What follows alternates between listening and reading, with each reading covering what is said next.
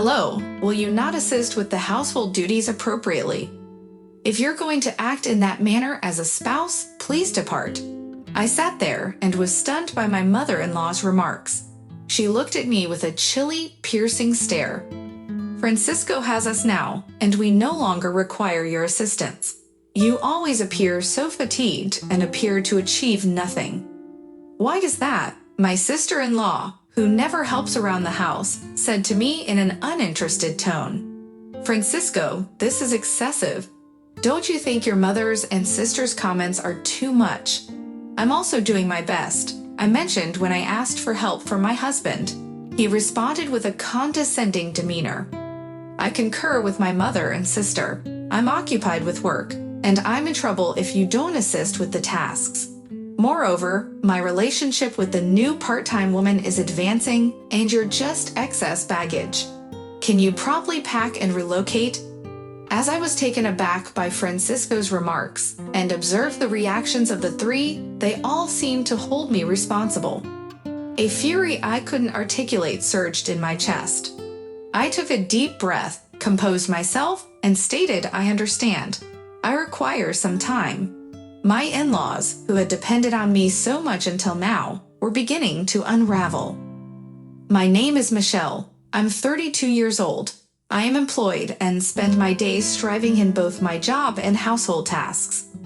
Nowadays, it's not unusual for women to continue working even after getting married, but I genuinely adore my job and am still endeavoring at the company I joined right after university. One morning, as I was preparing for work, my spouse approached with a pleading expression. Michelle, can you handle this? What I received from my spouse's hand was a file packed with receipts and invoices. This again, you should manage your cafe's finances properly, I said with a grin, to which my spouse, Francisco, responded with a slightly spoiled look. Sorry, but I'm really bad at that. I met Francisco in an unusual manner. I was drawn to him while he was working part-time at a cafe I frequented. After a few conversations, we naturally began dating and eventually discussed marriage. Now, Francisco owns that cafe. However, contrary to how he runs the cafe, he's not good at paperwork and always asks me to handle the accounting. As I sighed, my mother-in-law chimed in. Michelle, I suddenly feel like eating Chinese cuisine tonight. Sure, but could you rinse the rice a bit? Well, why don't you come home early and do it? Plus, Mia and the children are coming this weekend, so we have to think about their meals. All right, I got it. I nodded to my mother-in-law's request and hurriedly left the house.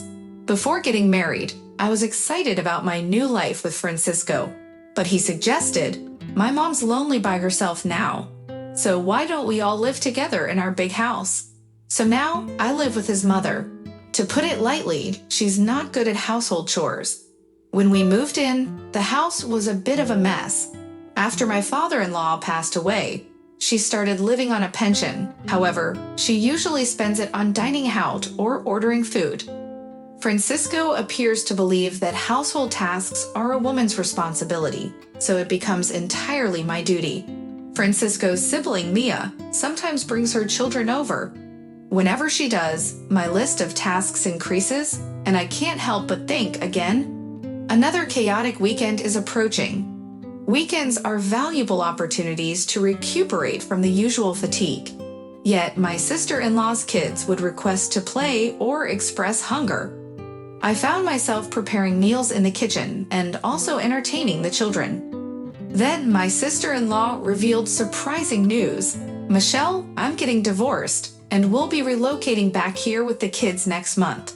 Taken aback, I was so stunned that I momentarily lost words. Really? Yes. Do you have something to say?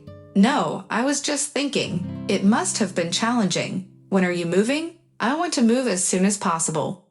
Shocked by the news that my sister-in-law and her children would be moving in, I thought that perhaps she would assist and household chores would be more manageable. We had a typical relationship, but I hoped that this would bring us closer and she would help with the chores. I approached each day with a positive mindset. However, reality had different intentions. Perhaps because she grew up with my mother-in-law, my sister-in-law seemed to live a life devoid of household tasks. She spent most of her time lounging on the sofa, watching TV, and always had some snack with her. Observing her, I recognized her disregard of household duties may have contributed to her marital separation. Now, with the additional responsibility of preparing meals for her kids and packing lunches for preschool, my workload grew and my leisure time decreased. I had anticipated she would assist, but it was quite disheartening that it turned out to be an unsuccessful attempt. Then there came a period when my job at the company suddenly became busy. Each day, I would commence work early and work overtime. When I returned home exhausted, the space would be filled with things, with no room to even walk. Every time I arrived home and witnessed the situation, waves of exhaustion would engulf me. On top of that, my mother-in-law and sister-in-law would grumble, like, "Is dinner prepared yet?" Or "Why are you home so late?" When I couldn't handle household tasks, my mother-in-law and sister-in-law would say things like, "Michelle, there's a pile of laundry waiting. Don't slack off just because you're busy." In a distant manner, my mother-in-law added, "Michelle, you're not standing up to your mother-in-law." That's a bit audacious. But for the sake of the children, please try a little harder to prepare homemade meals. My sister-in-law joined in. "If you have so much free time at home, why don't you pitch in once in a while?" "What? I'm doing household chores," I said in exasperation. "Haha, Francisco owns a store, so Michelle doesn't need to work, right? If that's the case, maybe you should try a little harder at home." Behind their words, I felt the pressure that I ought to be doing more. On that evening, at the height of my stress, I made the decision to express my thoughts to Francisco. Lately, I have been extremely occupied, and neither my mother-in-law nor my sister-in-law are assisting with household tasks. It's truly challenging. "Michelle, you're not speaking negatively about our family, are you?" Francisco's gaze intensified, and I prepared myself. "That's not what I intend, but it's difficult for me to handle everything alone. If you could lend a hand occasionally, it would make things a bit more manageable for me. I am occupied with managing the store. It's not the same as a regular job.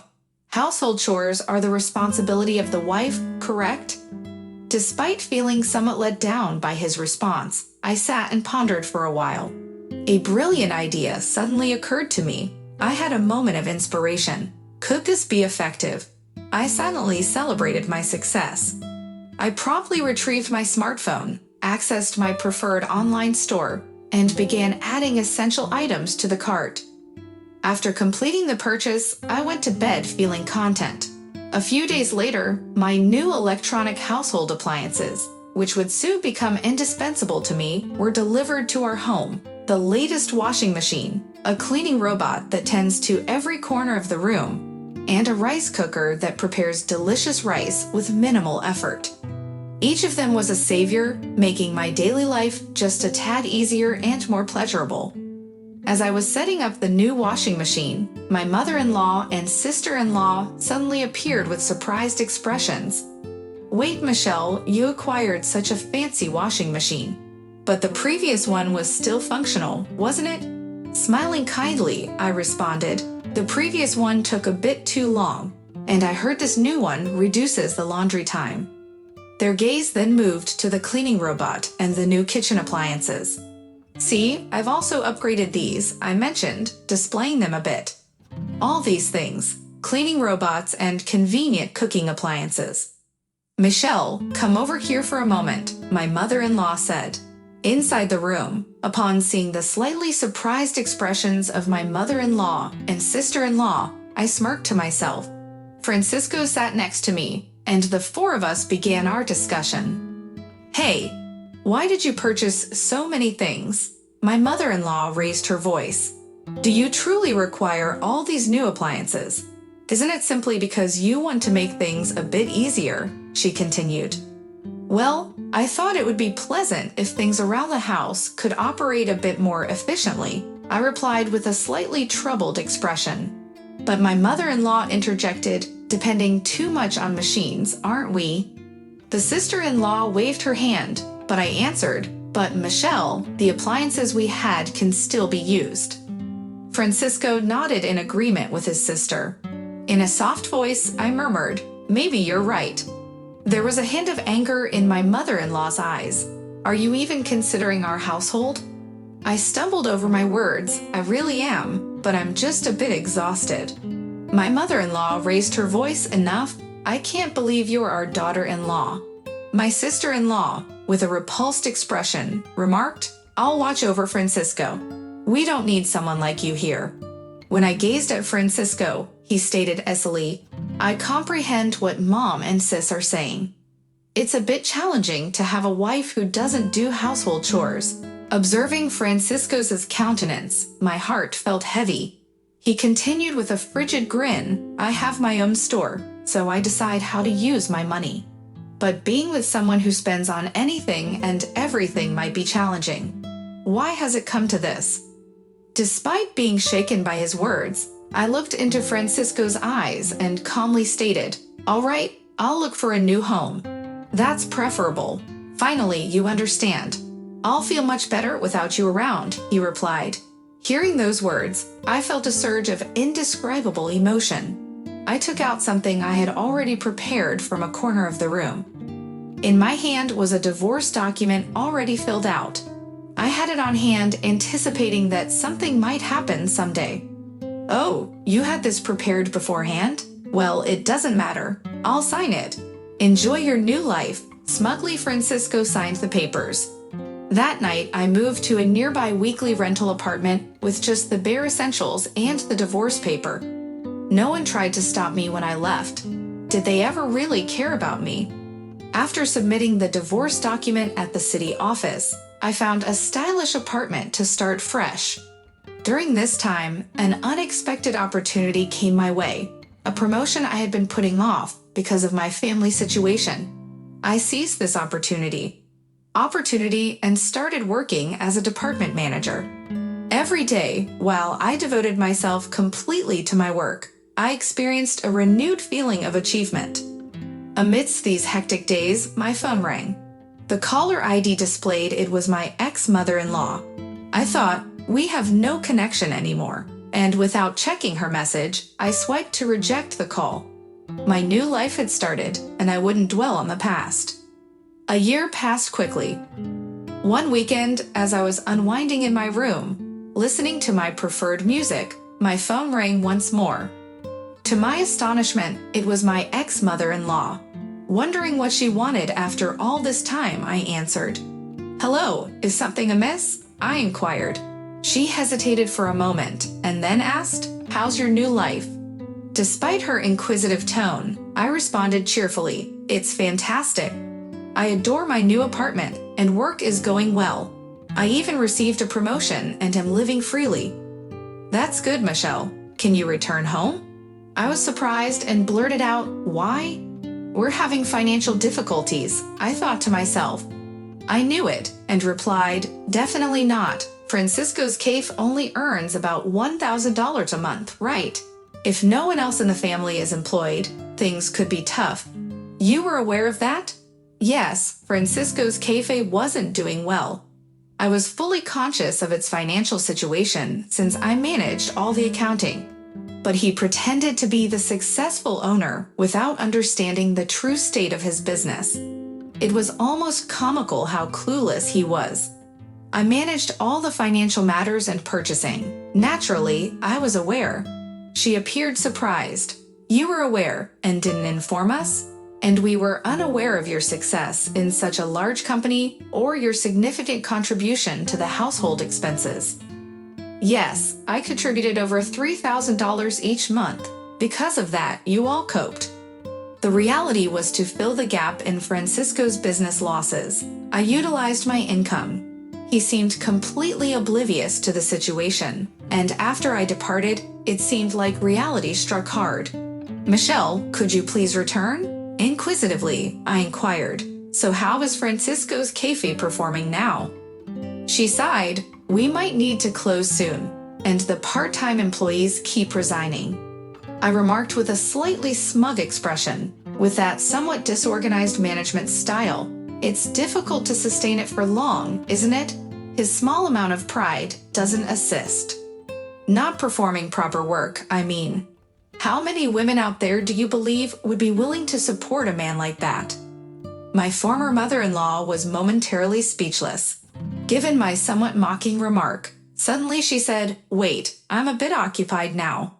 Since you left, the house is disorganized. It's chaotic with things everywhere." "Wait, what do you mean?" She detailed the disarray of their home, with belongings scattered everywhere, resembling a storeroom. Without anyone to cook, they were dining out, which was expensive. The washing machine malfunctioned, and it appears there's no room in the budget to purchase a new one. "Actually, the appliances that you took back, I relied heavily on them," my ex-mother-in-law stated. "Huh? Why is that?" "Those were for my convenience. Besides, I purchased them myself, so it's acceptable for me to reclaim them, right?" I replied. "Yeah, I suppose so, but I never realized household chores were this demanding," my ex-mother-in-law said with a resolute tone. "With 3 adults in the house, how can it be that difficult? What are Francisco and your daughter doing?" A hint of weariness could be heard in her voice. As for Francisco, his employees have been resigning and sales have dropped. As soon as he found out, he became really downcast and has just been idling around at home. "What? But Francisco used to spend his money from the store without any restraint, right? On top of that, Mia doesn't contribute at all. She doesn't do anything around the house and even receives her allowance from me. To be honest, living on just my pension for the 3 of us is really tough." Mia once told me that I was unnecessary because she was there. I responded with a hint of sarcasm. My ex-mother-in-law desperately said, "Michelle, we're really in trouble. Living on just my pension for the 3 of us is quite challenging. I have no intention of returning to that house. It must be hard living with all the baggage." She seemed to be at a loss for words. Seeing her like this made me feel a bit sorry for her. But as I was about to hang up, my ex-mother-in-law seemed eager to say something more. "Michelle, I'm really sorry. Can you reconsider?" Her voice sounded a little weary. "I ponder if we can ever spend days together with grins again." "Huh? Was it that challenging without me?" I responded with a combination of astonishment and composure. After a brief pause, my former mother-in-law took a deep breath. "Yes, there's actually a problem with the property tax. We might need to release the house." "I see, but I truly don't want to get involved anymore. Decide what you're going to do with your family." I hung up without waiting for her next words. After that, I arranged it so I wouldn't receive any more calls from her. In my room, holding my beloved mug filled with fragrant coffee, I relished my time alone, gazing at the outside scenery. A smile spontaneously appeared on my face. A few months later, when I passed by the cafe where Francisco used to work, I noticed the place was now quiet and empty. Recalling its past liveliness, I felt a little nostalgic. It seems they really closed the shop. While strolling around the old town, I became curious about my former in-law's house and saw a sold sign. Coincidentally, I ran into an old neighbor in town. According to her, those 3 had quickly sold their house and moved to a small apartment nearby. In their new home, there were always loud arguments and even the smell of garbage. It seems the neighbors are quite bothered, and it has become a bit of local gossip. It must be challenging for them, I thought, but with a bit of effort, life can change. I wonder why they don't try. As I gazed at the old house, these reflections crossed my mind. Much has transpired in my life since that time, but I am embracing each day to the maximum. Indeed, an attractive man from my place of work admitted, expressing, "I truly respect your diligent disposition." Presently, we are savoring our outings, and I am genuinely anticipating what lies ahead. Should I enter into matrimony once more, I genuinely aspire to experience joy. I am feeling extremely enthusiastic about it at present.